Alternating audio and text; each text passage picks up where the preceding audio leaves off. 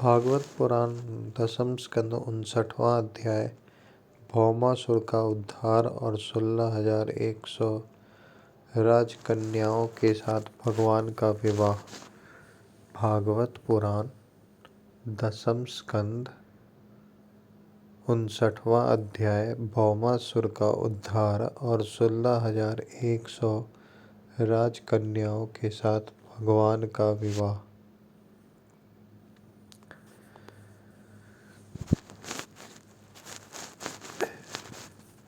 राजा परीक्षित ने पूछा, भगवान श्री कृष्ण ने भौमासुर को, जिसने उन स्त्रियों को बंदी गृह में डाल रखा था, क्यों और कैसे मारा? आप कृपा करके षडांग धनुषधारी भगवान श्री कृष्ण का वह विचित्र चरित्र सुनाइए। श्री सुखदेव जी ने कहा, परीक्षित, भौमासुर ने वरुण का छत्र, माता अदिति के कुंडल और मेरु पर्वत पर स्थित देवताओं का अमनी पर्वत नामक स्थान छीन लिया था।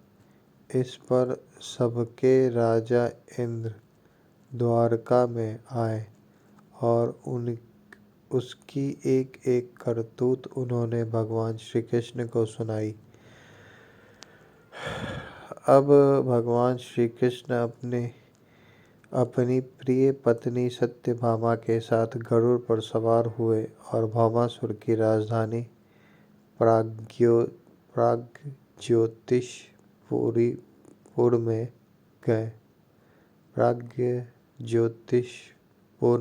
गए।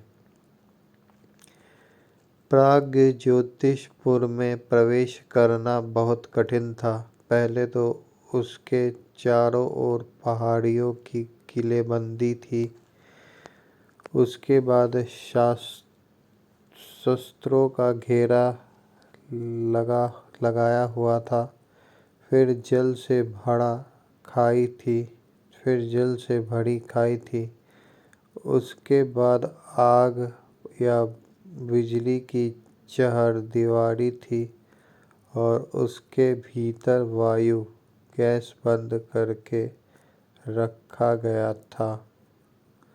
इससे भी भीतर मूढ़ दैत्य ने नगर के चारों ओर अपने 10,000 घोड़ एवं सुदृढ़ फंदे जाल बिछा रखे थे।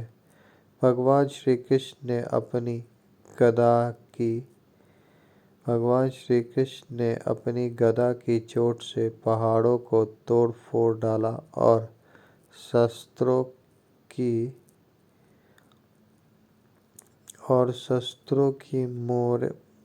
मोर्चेबंदी को बाणों से छिन्न भिन्न कर दिया।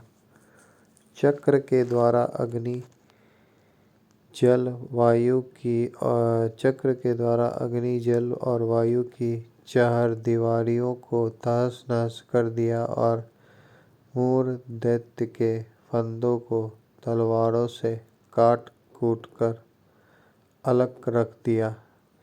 जो बड़े बड़े यंत्र मशीनें वहां लगी हुई थी, उनको तथा वीर पुरुषों के हृदय को शंखनाद से विदीर्ण कर दिया और नगर के परकटों को गदाधर भगवान ने अपनी भारी गदा से ध्वंस कर डाला। भगवान के पांचजन्य शंख की ध्वनि प्रलयकालीन बिजली की कड़कड़ के समान महाभयंकर थी। उसे सुनकर मूढ़ दैत्य की नींद टूटी और वह बाहर निकल आया। उसके 5 सिर थे और अब तक वह जल के भीतर सो रहा था। वह दैत्य प्रलयकालीन सूर्य और अग्नि के समान प्रचंड तेजस्वी था। वह इतना भयंकर था कि उसकी ओर आंख उठाकर देखना भी आसान काम नहीं था। उसने त्रिशूल उठाया और इस प्रकार भगवान की ओर दौड़ा, जैसे सांप गरुड़ जी पर टूट पड़े। उस समय ऐसा मालूम होता था मानो वह अपने पांचों मुख से त्रिलोकी को निगल जाएगा। उसने अपने त्रिशूल को बड़े वेग से घुमाकर गरुड़ जी पर चलाया और फिर अपने पांचों मुखों से घोर सिंहनाद करने लगा। उसने सिंहनाद का महान शब्द पृथ्वी, आकाश, पाताल और दशों दिशाओं में फैलकर सारे ब्रह्मांड में भर गया। भगवान श्री कृष्ण ने देखा कि मूर दैत्य का त्रिशूल गरुड़ की ओर बड़े वेग से आ रहा है। तब अपना हस्त कौशल दिखाकर फुर्ती से उन्होंने 2 बाण मारे, जिससे वह त्रिशूल कटकर 3 टुक हो गया। इसके साथ ही मूर दैत्य के मुखों में भी भगवान ने बहुत से बाण मारे। इससे वह दैत्य अत्यंत क्रुद्ध हो उठा और उसने भगवान पर अपनी गदा चलाई, परंतु भगवान श्री कृष्ण ने अपनी गदा को भगवान श्री कृष्ण ने अपनी गदा के प्रहार से मूर दैत्य की गदा को अपने पास पहुंचने के पहले ही चूर चूर कर दिया। अब वह अस्त्रहीन हो जाने के कारण अपनी भुजाएं फैलाकर श्री कृष्ण की ओर दौड़ा और उन्होंने खेल खेल में ही चक्र से उसके 5 सिर उतार लिए। सिर कटते ही मूर दैत्य के प्राण पखेरु उड़ गए और वह ठीक वैसे ही जल में गिर पड़ा जैसे इंद्र के वज्र से शिखर कट जाने पर कोई पर्वत समुद्र में गिर पड़ा हो। मूर दैत्य 7 पुत्र थे, ताम्र, अंतरिक्ष, श्रवण, विभाषु, वसु, नभ, स्वान और अरुण। ये अपने पिता की मृत्यु से अत्यंत शोकाकुल हो उठे और फिर बदला लेने के लिए क्रोध से भरकर शस्त्रास्त्र से सुसज्जित हो गए तथा पीठ नामक दैत्य को अपना सेनापति बनाकर भौमासुर के आदेश से श्री कृष्ण पर चढ़ आए। वे वहां आकर बड़े क्रोध से भगवान श्री कृष्ण पर बाण, खड्ग, गदा, शक्ति, रिष्टि और त्रिशूल आदि प्रचंड शस्त्रों की वर्षा करने लगे। परीक्षित, भगवान की शक्ति अमोघ और अनंत है। उन्होंने अपने बाणों से उनके कोटि कोटि शस्त्रास्त्र तिल तिल करके काट गिराए। भगवान के शस्त्र प्रहार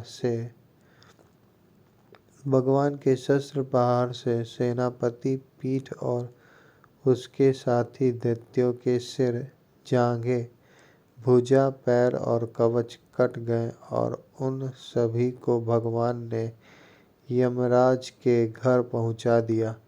जब पृथ्वी के पुत्र नरकासुर भौमासुर ने देखा कि भगवान श्री कृष्ण के चक्र और बाणों से हमारी सेना और सेनापतियों का संहार हो गया, तब उसे असहाय क्रोध हुआ। वह समुद्र तट पर पैदा हुए बहुत से मद वाले हाथियों की सेना लेकर नगर से बाहर निकला। उसने देखा कि भगवान श्री कृष्ण अपनी पत्नी के साथ आकाश में गरुड़ पर स्थित हैं, जैसे सूर्य के ऊपर बिजली के साथ वर्षाकालीन श्याम मेघ शोभायमान हो। भौमासुर ने स्वयं भगवान के ऊपर शतध्वनि नाम की शक्ति चलाई और उसके सब सैनिकों ने भी एक ही साथ उन पर अपने अपने अस्त्र शस्त्र छोड़े। अब भगवान श्री कृष्ण भी विचित्र विचित्र पंख वाले तीखे तीखे बाण चलाने लगे। इससे उसी समय भौमासुर के सैनिकों की भुजाएं, जांघें, गर्दन और धड़ कट कट कर गिरने लगे। हाथी और घोड़े भी मरने लगे। परीक्षित, भौमासुर के सैनिकों ने भगवान पर जो जो अस्त्र शस्त्र चलाए थे, उनमें से प्रत्येक को भगवान ने 3-3 तीखे बाणों से काट गिराया। उस समय भगवान श्री कृष्ण गरुड़ जी पर सवार थे और गरुड़ जी अपने पंखों से हाथियों को मार रहे थे। उनकी चोंच, पंख और पंजों की मार से हाथियों को बड़ी पीड़ा हुई और वे सब के सब आर्त होकर युद्ध भूमि से भागकर नगर में घुस गए। अब वहां अकेला भौमासुर ही लड़ता रहा।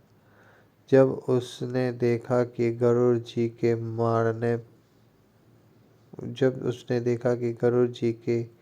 मार से पीड़ित होकर मेरी सेना भाग रही है, तब उसने उन पर वह शक्ति चलाई जिसने वज्र को भी विफल कर दिया था। परंतु उसकी चोट से पक्षीराज गरुड़ तनिक भी विचलित न हुए, मानो किसी ने मतवाले गजराज पर फूलों की माला से प्रहार किया हो। अब भौमासुर ने देखा कि मेरी एक भी चाल नहीं चलती, सारे उद्योग विफल होते जा रहे हैं।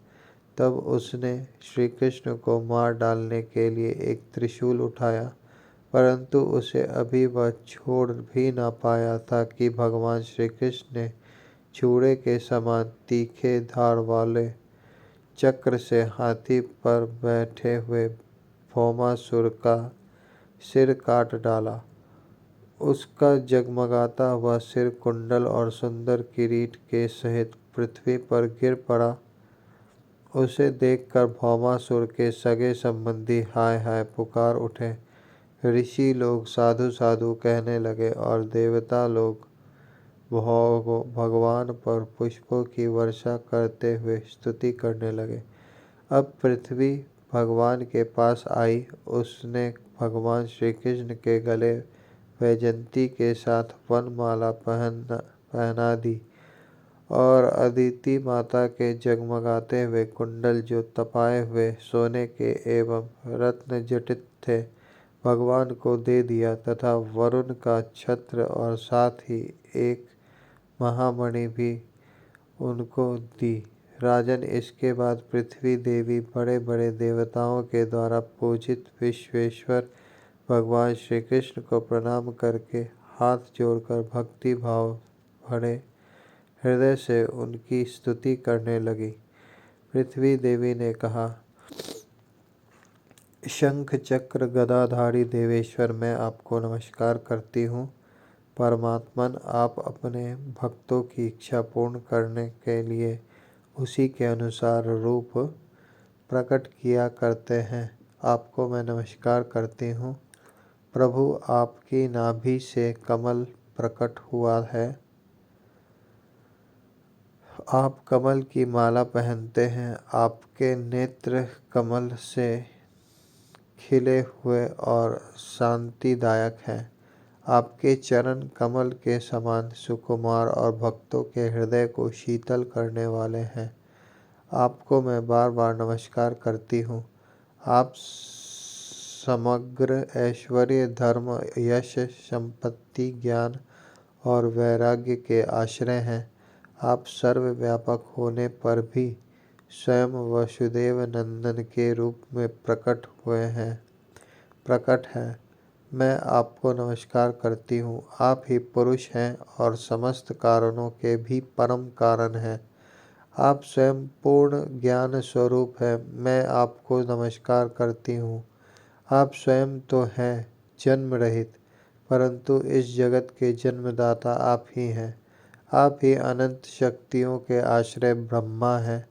जगत का जो कुछ भी कारणमय रूप है, जितने भी प्राणी या अप्राणी हैं, सब आपके ही स्वरूप हैं। परमात्मन, आपके चरणों में मेरे बार बार नमस्कार।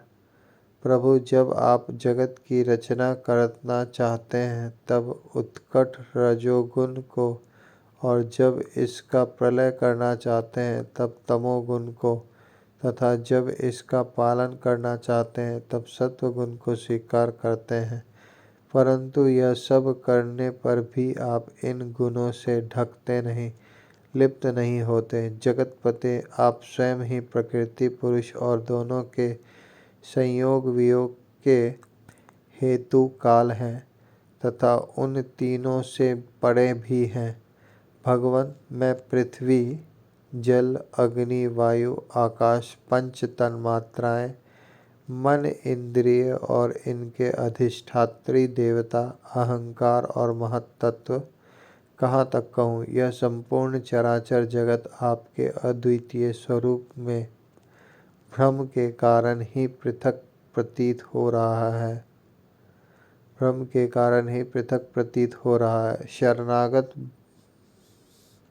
भय भंजन प्रभु, मेरे पुत्र भौमासुर का यह पुत्र भगदत्त अत्यंत भयभीत हो रहा है।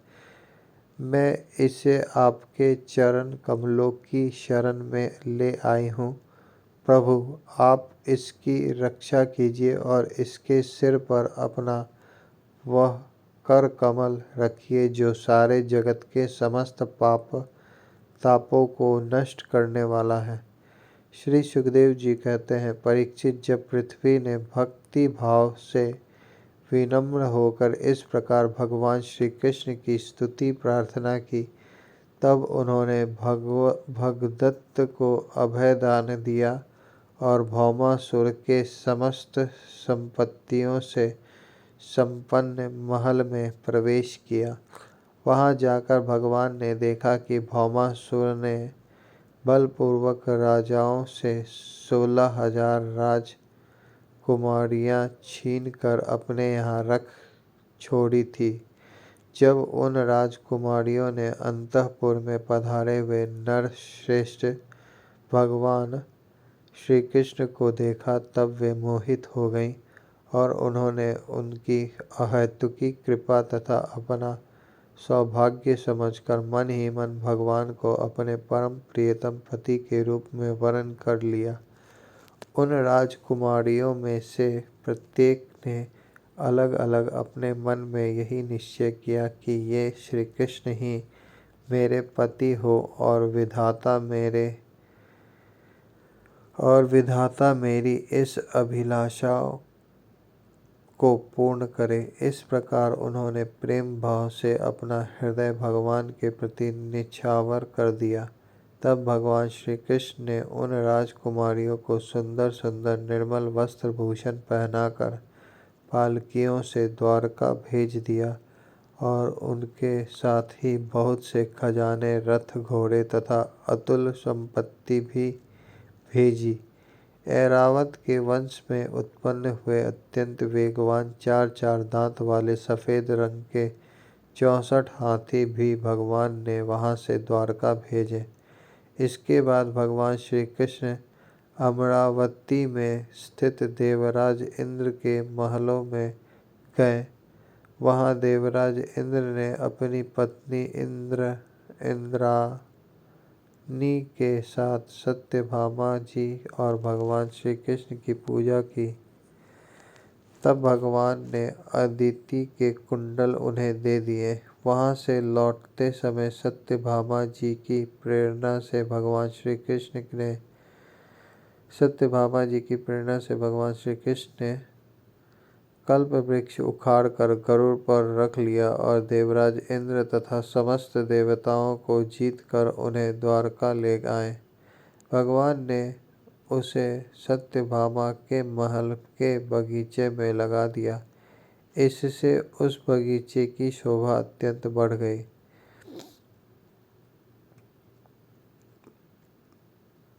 कल्प वृक्ष के साथ उसके गंध और मकरंद के लोभी भौरे स्वर्ग से द्वारका में चले आए थे। परीक्षित, देखो तो सही, जब इंद्र को अपना काम बनाना था तब उन्होंने अपने सिर झुकाकर मुकुट की नोक से भगवान श्री कृष्ण के चरणों का स्पर्श करके उनकी सहायता की भिक्षा मांगी थी, परंतु जब काम बन गया तब उन्होंने उन्हीं भगवान श्री कृष्ण से लड़ाई ठान ली। सचमुच ये देवता भी बड़े तमोगुणी हैं और सबसे बड़ा दोष तो उनमें धनाढ्यता का है। धिक्कार है ऐसे धनाढ्यताओं को। तदंतर भगवान श्री कृष्ण ने एक ही मुहूर्त में अलग अलग भवनों में अलग अलग रूप धारण करके एक ही साथ सब राजकुमारियों का शास्त्रोक्त विधि से पानी ग्रहण किया। सर्वशक्तिमान अविनाशी भगवान के लिए इसमें आश्चर्य की कौन सी बात है। परीक्षित, भगवान की पत्नियों के अलग अलग महलों में ऐसी दिव्य सामग्रियां भरी हुई थी जिसके बराबर जगत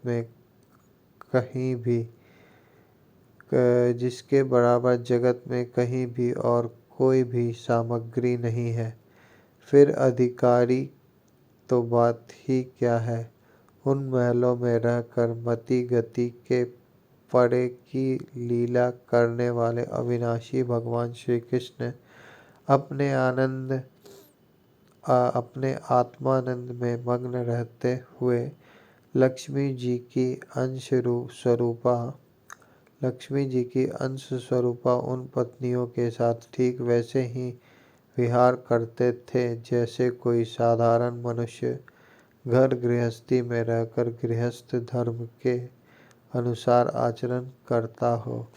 परीक्षित, ब्रह्मा आदि बड़े बड़े देवता भी भगवान के वास्तविक स्वरूप को और उनकी प्राप्ति के मार्ग को नहीं जानते।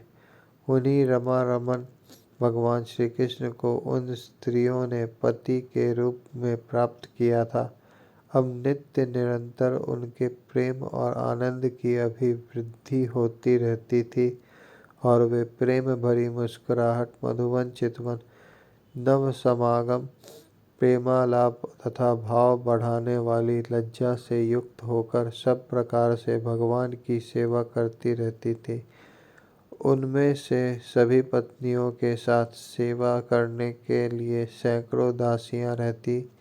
फिर भी जब उनके महल में भगवान पधारते तब वे स्वयं आगे जाकर आदरपूर्वक उन्हें लिवा लाती, श्रेष्ठ आसन पर बैठाती, उत्तम सामग्रियों से पूजा करती, चरण कमल पखारती, पान लगाकर खिलाती, पांव दबाकर थकावट दूर करती, पंखा झलती, इत्र फुलेल चंदन आदि लगाती, फूलों के हार पहनाती, केश संवारती, सुलझाती, स्नान कराती और अनेक प्रकार के भोजन कराकर अपनी ही हाथों भगवान की सेवा करती।